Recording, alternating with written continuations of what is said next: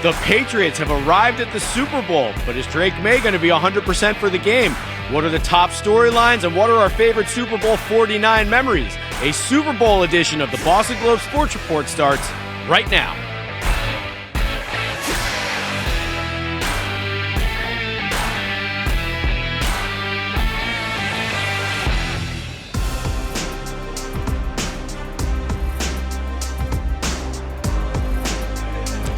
Welcome to the Boston Globe Sports Report. I am Ben Volin, joined today, of course, by Dan Shaughnessy. We are live at the Moscone Center in downtown San Francisco. Super Bowl 60, Patriots Seahawks. Who would have thunk it?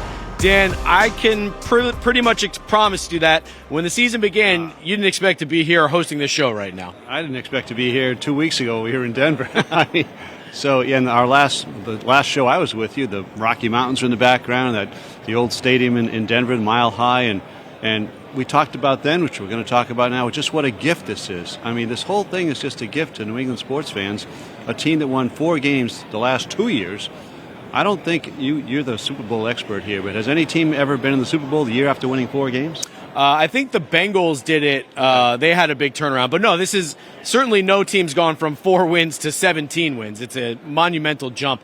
Okay, now I'm going to be the fly in the ointment here, Dan. Okay. So much excitement. Obviously, this has been an incredible season. But now that we're here in game week and we're talking about the game, that first week of preparation back in Foxborough, Dan, kind of a disaster. Yeah. Drake Maye, starting quarterback, shows up on the injury report with a right shoulder injury, appeared to suffer it late in the third quarter against Broncos. So Drake Maye is limited in Wednesday's practice, limited in Thursday's practice, and then he misses Friday's practice because he's got an illness on top of the shoulder injury. Couldn't have started any worse for the Patriots. Yeah, that's unfortunate. Your quarterback, he's 23 years old, second-year guy.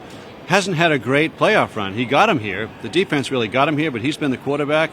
His numbers, he went from like 71% completions during the regular season, really high number, maybe MVP number, and he's down to like 56% in the postseason, 3 games. Facing tougher defenses. He's been sacked 15 times, 5 times in each game. Maybe we saw one of them where he came down hard on the shoulder, and you had that good video what he's doing post-game, waiting to do post-game. He's on his phone, and he's using his left hand to send out his text messages, thinking maybe he's favoring that right shoulder. So it's the NFL, it's the Pentagon. We never really know what's going on. It's going to be like that all week. I remember when Bill Belichick wouldn't tell you whether it was going to be Tom Brady or Drew Bledsoe, 25 years ago in New Orleans after Brady had an ankle injury in the AFC Championship game. So we're just not going to know. But as Patriot fans out there, you have to hope that your quarterback's okay. So with Drake Maye suffering that injury late in the third quarter, he did come back and he completed that 31-yard pass to Mac Hollins. It was on a flea flicker. It was kind of a lobbed pass. It wasn't a tight window. His other 2 throws to end the game were way off the mark. So to me, this is not a nothing burger. This is definitely a story to watch this week. And you can tell that it's something because every time Mike Vrabel's asked about Drake Maye's shoulder, he can't change the topic quickly enough. He'll say, well, everyone's banged up this time of year. I'm just really more concerned about first and second down. So to me, that's a dead giveaway that they're concerned about Drake Maye's shoulder.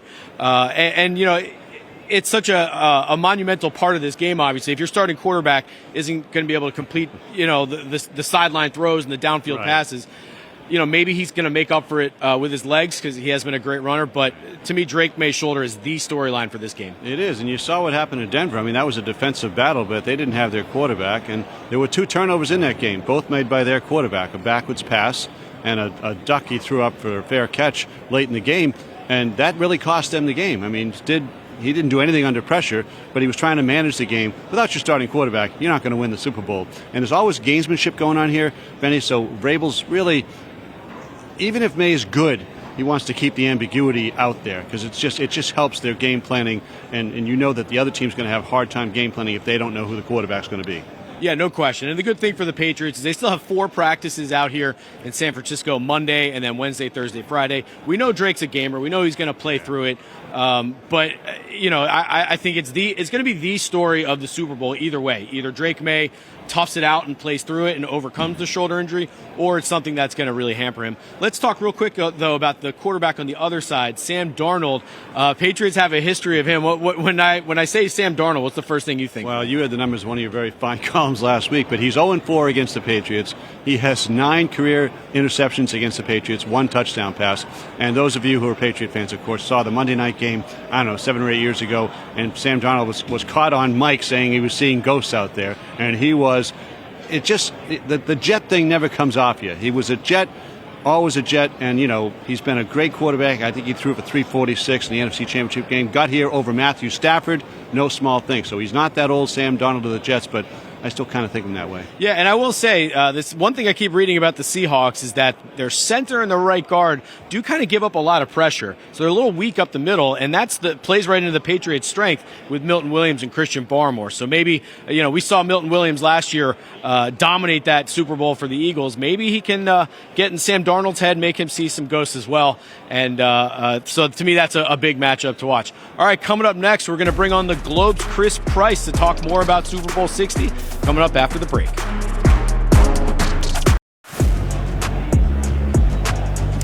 Welcome back to the show, live from Radio Row at Super Bowl 60 here in San Francisco. All right, now we're going to bring in Chris Price. He's the Globe's Patriots beat writer. Talk more about this Patriots-Seahawks matchup. All right, Chris, I'm going to give you a bunch of questions here. We're going to frame it like this.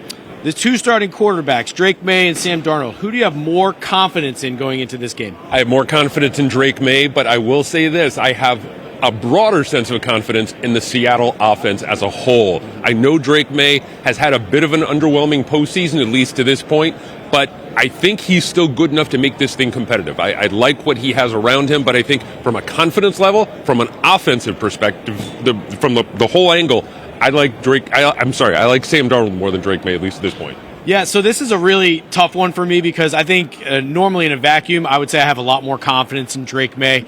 I think what we've seen in this playoffs is even when the passing game isn't working, and frankly all three games, the passing game was not particularly on point, but he can make plays with his feet. And so that's such an added dynamic. Drake Maye is a gamer. He's always been making plays here. But the shoulder injury, to me, kind of is a huge variable.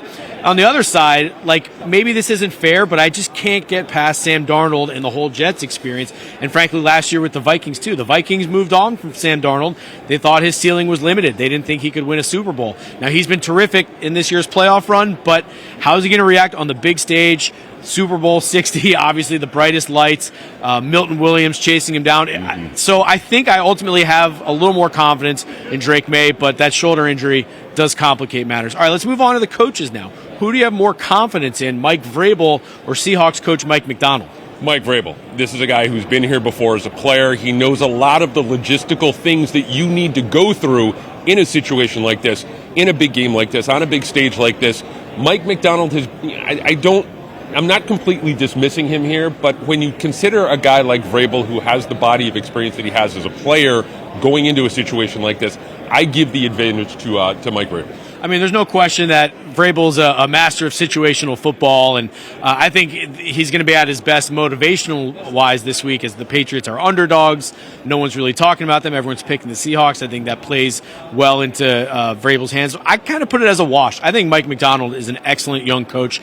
He got the Seahawks. Last year, they just missed the playoffs at 9-8, but you could see the turnaround, and now this year, they're in the Super Bowl. They're excellent across the board, offense and defense, a tough team. They've coming into this game having won 9 in a row.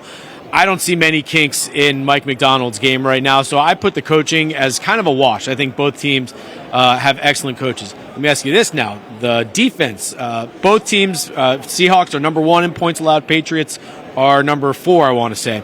Whose defense do you have more confidence in? New England. I'll say this. New England's defense is playing at an absolutely elite level at this point. And look, honestly, it's really 1 and 1A when you consider these two defenses. This is going to be a very low-scoring game. I don't think this is going to be a shootout. I think guys like Milton Williams, Christian Barmore, Kairos Tonga, they've really taken that group to the next level. I'll say this. The Patriots have not lost a game this year when they've had Milton Williams, Christian Barmore, and Christian Gonzalez in the lineup at the same time. And so you have all those three guys coming into this game. They're completely healthy. That's a good-looking group. I give the advantage to New England. Yes, I lean the other way. I give a little bit more of defensive advantage to the Seahawks. That's a unit that flies around. I hate to say the Patriots defense did it with smoke and mirrors, but I thought the weather played such a big factor in all three of these postseason games. I think it's a very good defense. I just don't know if the Patriots are a dominant defense. Robert Spillane's ankle injury, to me, is a really important one that we've got to watch. Is he going to be close to 100%?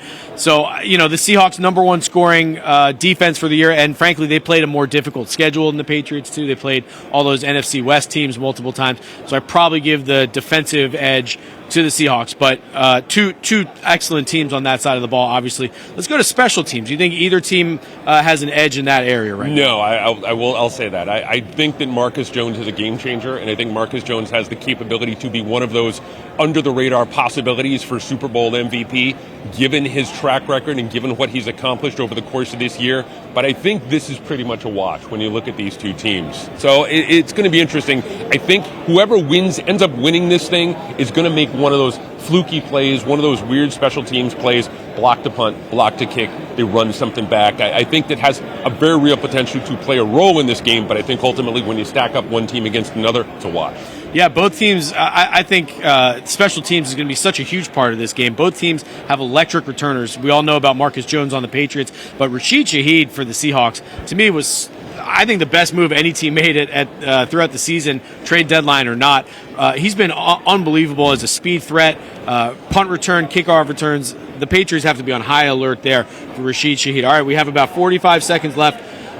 Tell me, Chris, at what point during this Super Bowl run or during this season did you actually think that this team could actually get to the Super Bowl? The first Buffalo game. I thought the first Buffalo game was a great instance of, hey, we really got something here. I talked to Elliott Wolf in the Patriots locker room after the AFC Championship game, and that was one of the things that he told me, that it wasn't just a situation where they ended up winning the game, but they had guys who were on the roster in previous years waiting to stand around to kind of trying to figure out how to make a play. That's when guys got proactive, and that really, for me, was when the switch was flipped and this team turned into something special. Yeah, Buffalo is definitely when they started believing, and I bet the Patriots fans did too. All right, Chris Price, thank you very much. Coming up next, Dan Shaughnessy and I are going to break down Super Bowl 49 memories after the break.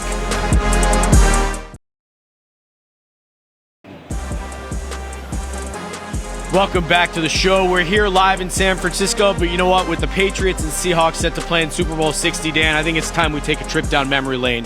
How can we not talk about the Super Bowl 11 years ago, Super Bowl 49?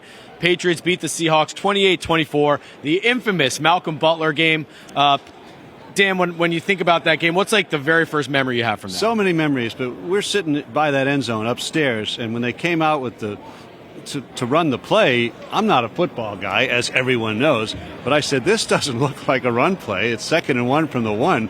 What are they doing? It's either a read option or he's actually going to put it in the air. And evidently, from your interview with Ernie Adams, they knew the trends of Seattle. They like to throw a slant pass from the 1, and here it comes. And the Patriots, of course, went through it on the ballroom on Friday and walked through it, and Malcolm Butler's in the spot, go Malcolm, all that stuff.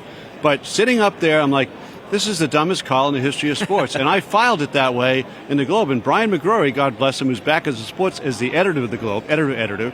And he called the press box. He said, are you sure you want to go this strong on this? I'm saying, yes, it's the stupidest call in the history of sports. Basically, Seattle won the Super Bowl, and Pete said, nah, I don't think so. I think we're going to try this instead. So he handed you one.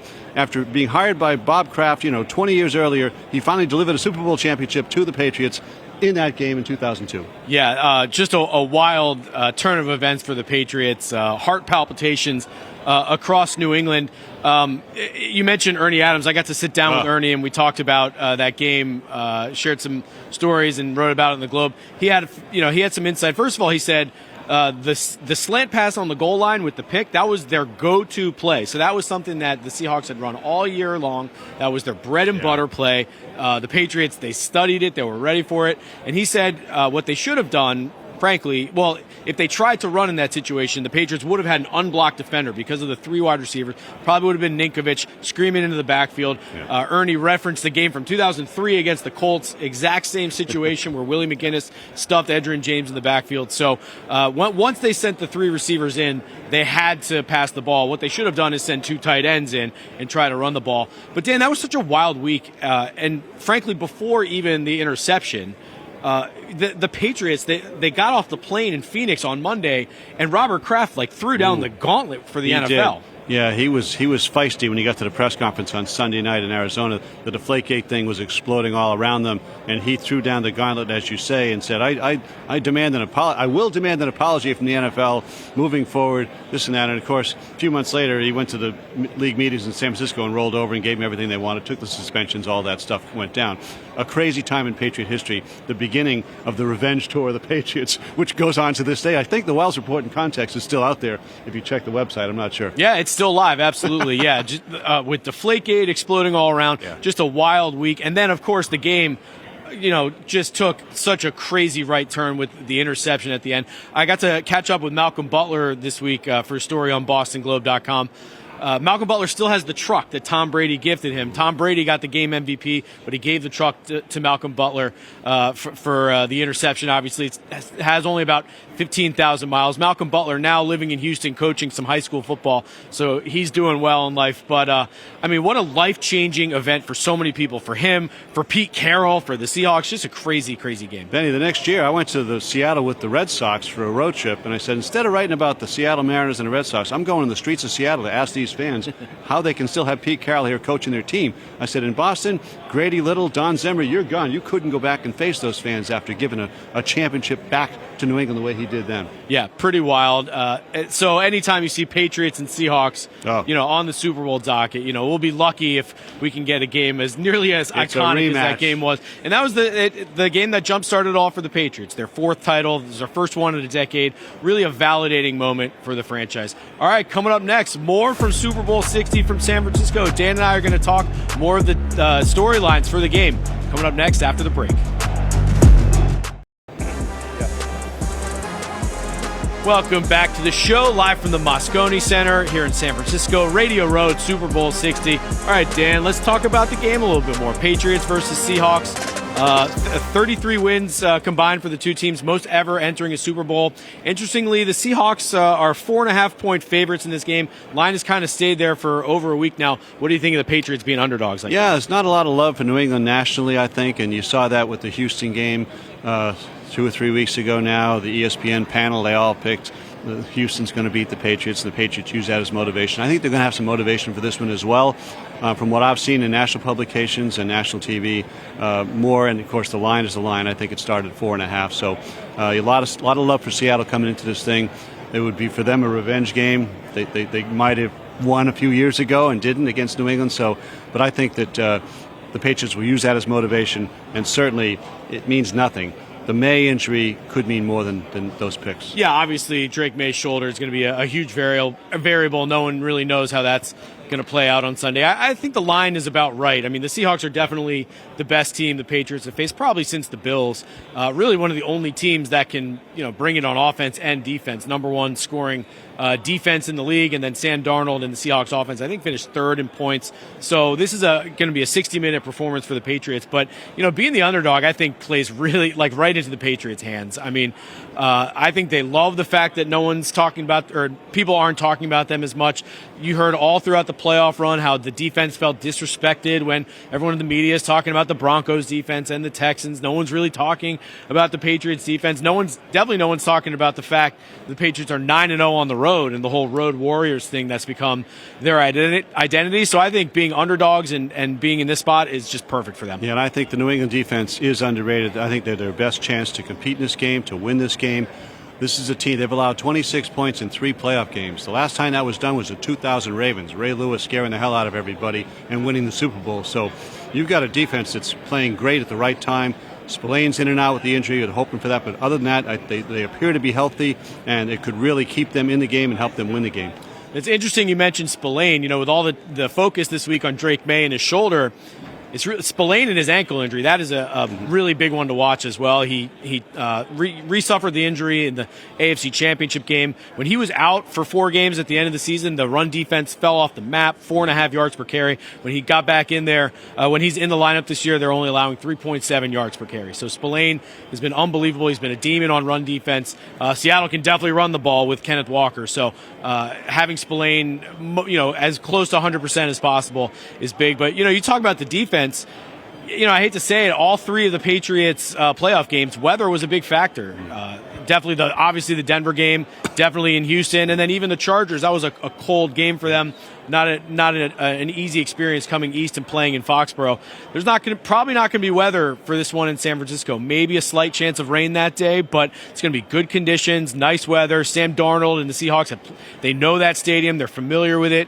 The Patriots aren't going to be able to fall back on weather. They're going to have to bring it for 60 minutes. Not like Denver. It's amazing to me that the NFL ever takes a chance on being outside. They hate variables in this their big showcase event of the year, the national holiday that the Super Bowl is. All the playoff games have been outdoors this year. The whole tournament in the NFL, no dome team played a home game. So I don't think you'll ever see that happen again. This game on Sunday, again, I'm no Sherry Spear, Don Kent, Shelby Scott, but I do think it's going to be okay here into the weekend. Maybe a little rain on Sunday. Other than that, they should be okay. Yeah. All right, Dan, we got about 45 seconds here. Let's not forget, this isn't just Super Bowl week. It's Hall of Fame week. It's awards week. This could be a huge week for the Patriots. Well, I mean, Bob Kraft covets the Hall of Fame more than anything in his life, as far as I can tell. There's been campaigns. He's been snubbed for lesser guys, frankly, over the years. Feels like a golden opportunity. We didn't get any news last week that he got told he's not going in. I think he's going in. I think it's going to be a big night for him. And don't forget, your quarterback could be MVP over Matthew Stafford on Thursday night. Your coach could be Coach of the Year on Thursday night as well. Yeah, frankly, I think if you're the Patriots, given the history of the MVP in the Super Bowl, you'd almost rather May lose the award. Let Matthew Stafford have the MVP. Let Drake Maye, of course, take the Super Bowl. But, with the Hall of Fame, no disrespect intended to Robert Kraft. If you're going to put Jerry Jones into the Hall of Fame, then Robert Kraft certainly deserves it. But I cannot believe that these voters would put Robert Kraft in the Hall of Fame ahead of Bill Belichick. They got to have their head checked. That's a big bowl of vodka for next summer. Yeah, I mean, it's wild that Bill Belichick, the guy who won over 300 games, doesn't get in, but the owner gets in first. I just don't understand that one. Hall of Fame needs to revise their process. All right, real quick, Dan, let's end the show with our Hail Marys predictions for the game. Go. All right, I'm going to go in a 24-19 Seattle. Sorry. Your comfort comes in the fact that I'm usually wrong. Very good. I'm taking the Patriots. I think it's going to be a shootout, 31-27. I think Drake Maye comes to play, and they outduel Sam Darnold. All right, thank you very much for joining us today. He's Dan Shaughnessy. Thank you, Chris Price. I'm Ben Volin. We're here at the Moscone Center. Enjoy the game, everybody. We'll check you out after Super Bowl XLIX.